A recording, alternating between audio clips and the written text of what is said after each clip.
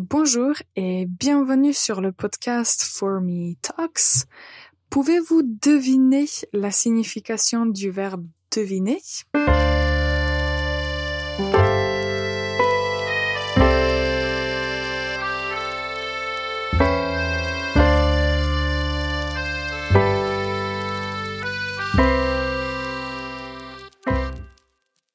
Bonjour et bienvenue pour ce nouvel épisode de For Me Talks.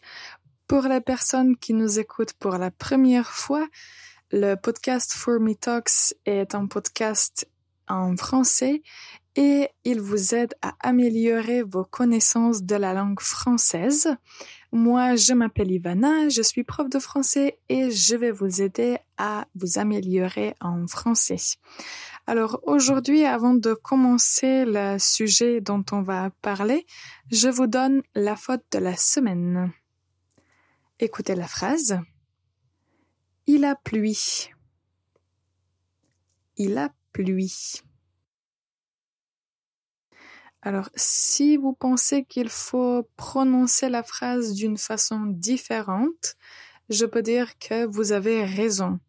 Alors, on va dire quand on parle de la météo et s'il y a de la pluie c'est le nom, on peut dire il pleut, ou bien au passé composé, on va dire il a plu. Il a plu. Donc, à mémoriser, la pluie, c'est le nom. Donc, on va dire la pluie tombe. Mais si on veut utiliser le verbe au passé composé, on va dire il a plu. Il a plu. D'accord. Si vous aviez fait cette faute, maintenant, vous n'allez plus avoir d'excuses. Donc, il a plu. Ne dites plus jamais il a plu. Alors, aujourd'hui, en fait, je voulais parler de quelques verbes que certaines personnes, on peut dire, mélangent ou peut-être se trompent quand elles les utilisent. Et en fait, la première paire de deux verbes, c'est le verbe pleuvoir et le verbe pleurer. Alors, pour moi, comme prof de français, la différence est très nette, très claire.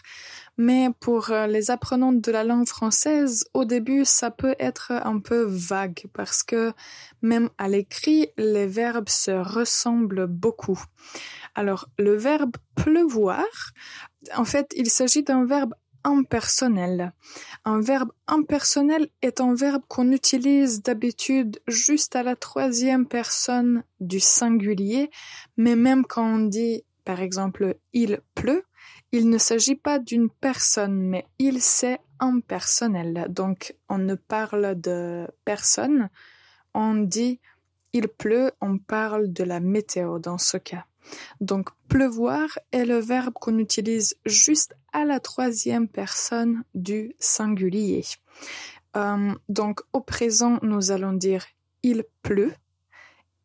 Il pleut signifie la pluie tombe. Il pleut. Comme on a déjà mentionné, au passé composé, nous allons dire il a plu. Et si on veut dire au futur que peut-être la pluie tombera cet après-midi, par exemple, on peut dire il pleuvra. Il pleuvra. Donc, pour l'instant, mémorisez bien ces trois formes. Il pleut. Il a plu. Il pleuvra. De l'autre côté, le verbe pleurer est un verbe qu'on utilise en fait pour parler des sentiments. D'habitude, quand une personne est triste ou quand une personne est très très contente ou très heureuse, elle peut pleurer. Pleurer, c'est une action quand vous avez des larmes aux yeux. Une larme, c'est le petit liquide qui sort des yeux quand on pleure. Donc, pleurer. On peut pleurer quand on est triste, mais on peut aussi pleurer de joie. Pleurer de joie, ça signifie qu'on est content et on pleure parce qu'on est très heureux. Alors, pleurer, bien sûr, on peut utiliser dans toutes les personnes. Donc, on peut dire « j'ai pleuré » ou au futur proche, on peut dire « arrête, je vais pleurer ». Je vais pleurer. On peut dire nous pleurons, nous avons pleuré, nous allons pleurer. Donc, dans toutes les personnes, dans tous les temps, on peut utiliser le verbe pleurer. Alors, maintenant, si on compare les phrases « il pleut » et « il pleure », il y a une très grande différence. Quand on dit « il pleut », on parle de la météo. Il pleut, la pluie tombe. Il pleure, cela signifie qu'une personne, un homme ou un bébé pleure. Donc, il a des larmes aux yeux. Donc, on peut dire il pleut, la pluie tombe. Il pleure, le bébé pleure. Ne mélangez plus ces deux verbes. Alors, nous allons maintenant faire une toute petite pause et on va expliquer la différence entre les verbes devenir et deviner. Restez avec nous, on revient à l'instant. Le podcast est sponsorisé par Fourmi Languages, une école de langue en ligne. Pour prendre des cours privés, consultez fourmilanguages.com. Bonjour et bienvenue encore une fois pour ce nouvel épisode de Fourmi Talks. J'en profite pour remercier toutes les personnes qui nous écoutent régulièrement. Si vous avez des commentaires, des suggestions ou bien des remarques, n'hésitez pas à nous écrire. Moi, j'aimerais bien entendre votre opinion et juste savoir ce qui vous plaît, ce qui peut-être ne vous plaît pas, pour pouvoir créer des contenus, des podcasts qui sont encore meilleurs de ce que vous entendez maintenant, de ce que vous écoutez. Alors, aujourd'hui, on parle des verbes que les apprenants n'utilisent pas correctement parce que les verbes se ressemblent. La première paire dont on a parlé, c'était les verbes pleuvoir et pleurer. Alors maintenant, nous avons les verbes devenir et deviner. À l'écrit, il y a juste, on peut dire, 2 lettres qui sont inversées, qui font la différence, mais en fait, concernant la signification, la différence est très importante.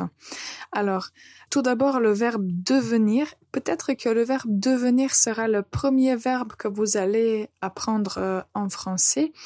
On peut dire que la signification du verbe devenir est passer d'un état à un autre état, commencer à être quelque chose qu'on n'était pas avant.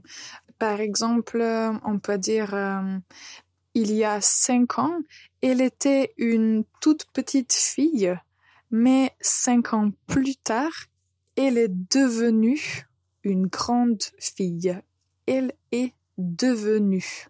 Donc, si à un moment le bébé était petit, mignon et tout ça, après un certain temps, le bébé devient un enfant et un enfant devient à un moment un adolescent et puis un adulte. Donc devenir, passer d'un état à l'autre. Ou on peut dire, par exemple, si on parle des professions des personnes, je peux dire avant j'étais étudiante. 4 ans plus tard, je suis devenue professeur. Je suis devenue. Et ça, c'est le passé composé. Pourquoi on conjugue le verbe devenir avec le verbe être? Alors, vous voyez que dans le verbe devenir, nous avons venir. Venir, c'est un verbe de mouvement qu'on conjugue avec le verbe être au passé composé. Donc, on va employer la même règle pour le verbe devenir. Donc, je suis devenu professeur. Je suis devenu.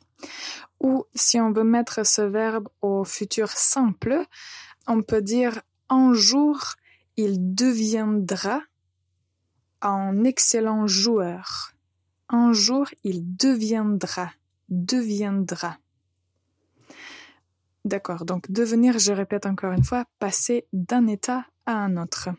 Alors, de l'autre côté, le verbe deviner, c'était la question que je vous ai posée au début. Le verbe deviner, c'est, disons, trouver la solution ou trouver la réponse à quelque chose, ou s'il y a un secret, si vous devinez le secret, ça veut dire que vous savez quel était le secret. On peut dire que deviner peut être similaire au verbe découvrir, mais on peut dire que ce n'est pas tout à fait la même chose. Deviner, c'est peut-être que vous connaissez la réponse, peut-être que vous allez juste, je ne sais pas, dire quelque chose qui va être la bonne solution. Donc, deviner.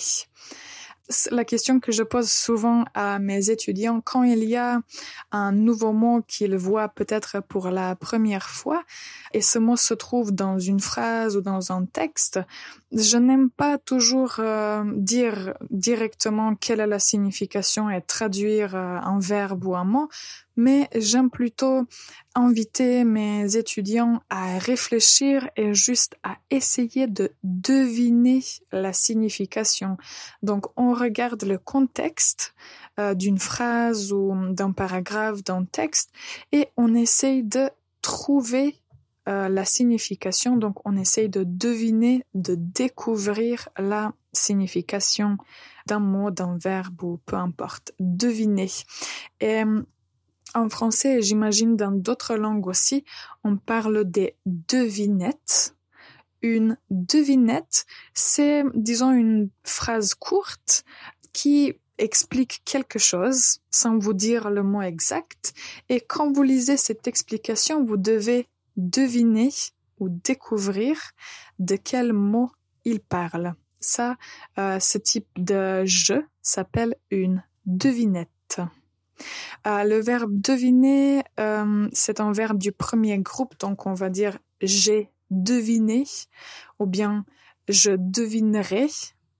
C'est un verbe qu'on conjugue comme tous les autres verbes du premier groupe, donc ce n'est pas facile à conjuguer, mais il est très important de connaître sa signification. Il y a d'autres verbes dont je voulais parler, mais pour aujourd'hui, si vous apprenez la différence entre ces deux paires, je pense que ce sera excellent. Surtout pour les verbes pleuvoir et pleurer. C'est vraiment une faute que j'entends très souvent et j'aimerais qu'il y ait moins de personnes qui font cette faute. Donc, ce dont on a parlé aujourd'hui, c'était les différents verbes que parfois on n'utilise pas d'une bonne façon. Donc, le verbe pleuvoir, on utilise quand on parle de la météo. Le verbe pleurer, on utilise quand on parle des sentiments, des émotions des personnes. De l'autre côté, dans l'autre paire qu'on avait, devenir et deviner. Devenir, on parle par exemple d'un bébé qui devient enfant, d'un enfant qui devient adulte, etc. Donc changer son état. De l'autre côté, deviner, c'est découvrir, trouver la solution ou la bonne réponse, trouver la signification. Deviner. Alors, j'espère que ces explications étaient claires. N'hésitez pas à me dire si vous aviez fait ce type de faute ou si dès le début c'était clair pour vous qu'il ne faut pas se tromper. Je profite aussi pour vous inviter à participer dans nos ateliers de conversation. Chaque mois, nous avons environ 3 ou 4 ateliers. Les personnes qui y viennent ont un niveau intermédiaire en général. Donc, si vous avez un niveau intermédiaire en français, si vous comprenez ce podcast, je pense que les ateliers seraient une excellente opportunité de pratiquer vos compétences. Alors, n'hésitez pas à vous y inscrire. Direction le site internet www.formilanguages.com. Sur la page d'accueil, vous allez voir toutes les informations concernant les ateliers et vous pouvez vous y inscrire directement sur la page d'accueil. En tout cas, merci à toutes les personnes qui ont écouté ce podcast jusqu'à la fin. Je vous remercie beaucoup. Je vous souhaite une excellente journée et on va se retrouver dans notre prochain épisode.